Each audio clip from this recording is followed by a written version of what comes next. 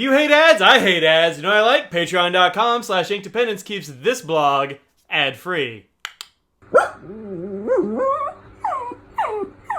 Hello folks, welcome to Ink Dependence. I'm Mike, and today we are talking paper.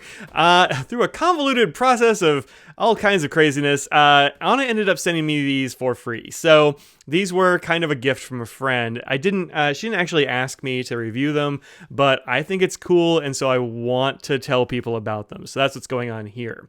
As I was sitting in the line waiting to get some pancakes at this drive-through pancake place that we love, I see on the Twitters that Anna has released these. I knew that they were coming that morning, and so I was zipped over to her site on my phone, and I'm like, cool. And so I put them in my cart, and then I went and said, oh, I should get some other stuff too. So I put a stamp and a stamp pad and some other things in my cart, and by the time I went to check out, these had sold out. So Anna and Bob, Bob at Skylab Letterpress, Anna's husband, decided to make these pads, and they kind of underestimated the demand, and so they ran out almost immediately.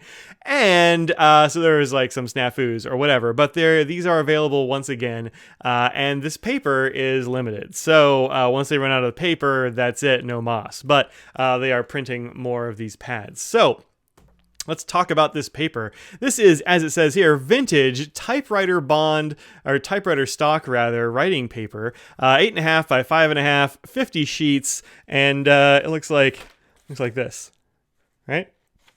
Pretty cool. This is, I don't know what E-Select Clear Erase is. Fluorescent white erasable bond, 25% cotton with a cockle finish. I had to look up what a cockle finish is because I had no idea. And it says on the interwebs that cockle finish is a finish that simulates characteristics of handmade paper with a wavy, rippled, puckered finish. Effect is obtained by air drying the paper under minimum tension.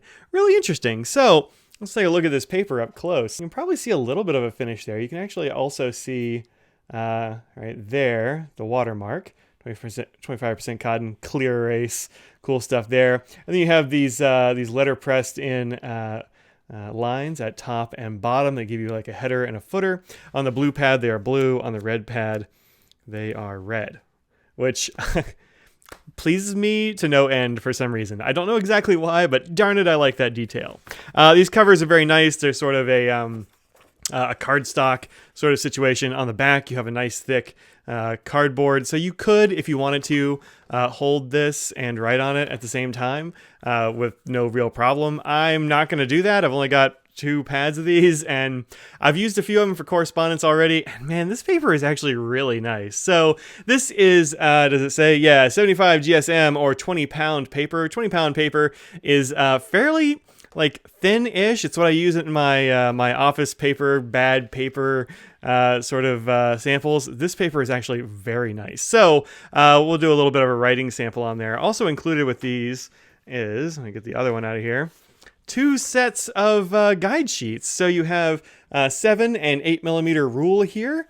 You can see they're just a little bit different, maybe by a millimeter, say. And then on the back, you have a graph grid, and you also have a dot grid insert. And you can put these below the paper, and you can see through it perfectly well in order to write in a more straight manner.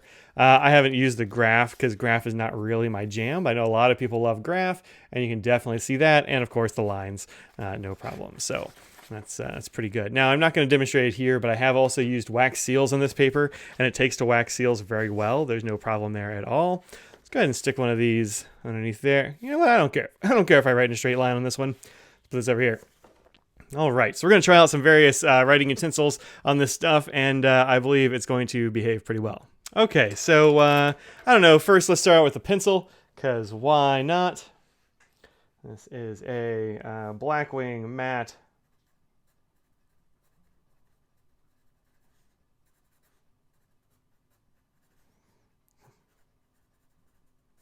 Now this core is very soft.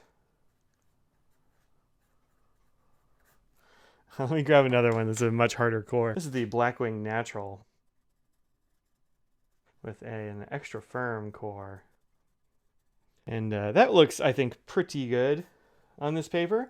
This one also, like, you can tell these soft core pencils, man, they really put down a dark line, but you also have to like sharpen them every third word, which is kind of annoying. But I think that works out pretty well on here. It looks nice. Looks very pencily. Then of course your ball points. This is a Pilot Acro ball, which is a ballpoint that I really enjoy quite a lot.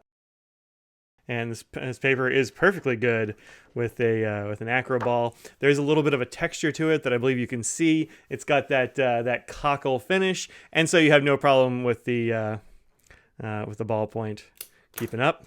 Next up, I've got a roller ball here. This is one you might not have heard of or tried. This is the Stabilo Worker, which is a very nice roller ball. This is a Stabilo. And what was this size? 0.5. It's a very thick 0.5 because it's a roller ball and that's how they roll. And you can see no bleeding there at all. You can see there is some show through, but this is just a 20-pound paper, so you're going to get some show through for sure. But you could definitely use both sides of this with this roller ball if you wanted to. And the color pops really nicely on this paper, I think. The blue on that roller ball is quite good, but I think it also pops here very well. And then we need some gel pens. So here we go. This is a Sakura Jelly Roll. This one's actually been skipping on me all day, and not even just on here, just in general. So let's grab one of these. This is an Energel with a 0.7. I don't know that the gel pens feel as good on this paper as say, as the rest of these do. I think it has something to do with the way the gel feels. I don't know, it just feels like you can really feel the texture of the paper in a way that I don't love on these, but no problem with any of the rest of these. So maybe not the best for gel, although it does pop the color very nicely. We got these oranges and reds here. And let's try some fountain pens because why not? So here I have this is Graf on Faber-Castell Burned Orange. We'll do a little bit more orange on here because orange is good. And this is with a TWSBI nib here. I should say this is a TWSBI broad that my wife did a grind on. This is Burned Orange.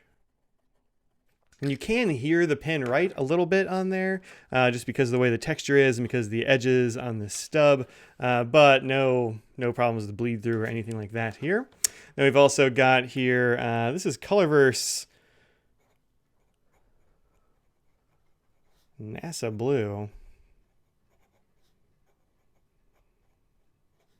And a franklin-christoph 55. I gotta move these guide sheets. My hand keeps slipping on them. Okay. And this is a very nice sheening sort of ink here. Usually goes down fairly wet. I think I'm almost out of ink. Is what that feels like. Yup. But nevertheless, we're getting the dregs there for sure. Looks pretty good. And I'm not worried about this bleeding through. Yep, nothing coming through the other side. This paper is remarkably good at staying up to all kinds of inks. And you can also see there the sheen popping off this paper. I really like it when a sheen pops off some paper. That makes me happy.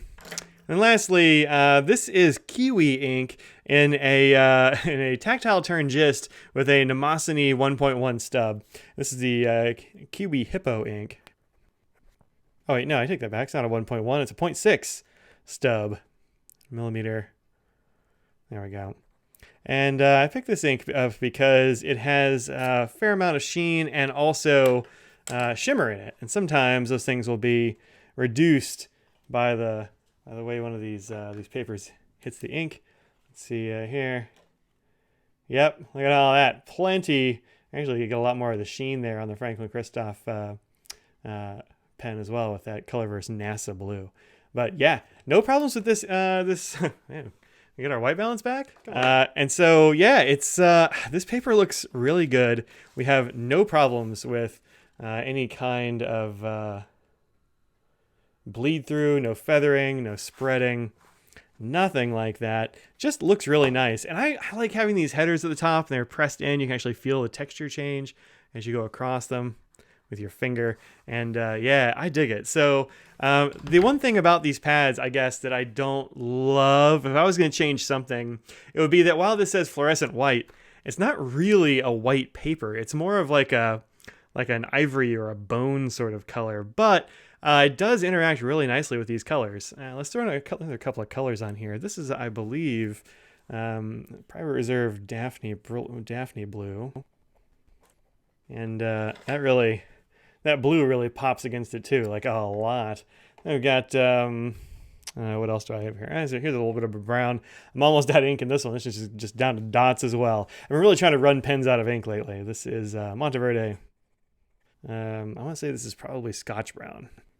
Again, brown also looks good against here. So while it's not a bright, like pure white, as you can see when you compare it to these cards, which are much brighter white, it really does have a color that makes everything kind of pop a bit more than it otherwise would, and nothing is bleeding through here. So well done, this paper. And you can find this paper right now. I'm not sure how long it's going to be around, but you can find this right now at wellappointeddesk.com. Thanks again, Anna, for sending these out. I'm really going to enjoy these. I'm going to write you a thank you letter. You don't know what's going to come in the mail. Who knows? But these you should definitely check out, and they are $8 a pad, which for 50 sheets of this very nice top glued paper is, I think, not a bad deal. Oh, look, it didn't quite dry on that Scotch brown, and I got a little bit on the cover. Look, what's a notepad if it doesn't have a little bit of ink on the cover? Am I right? I'm right. All right, that's it. Thank you very much for checking out this little review of vintage writing paper typewriter stock.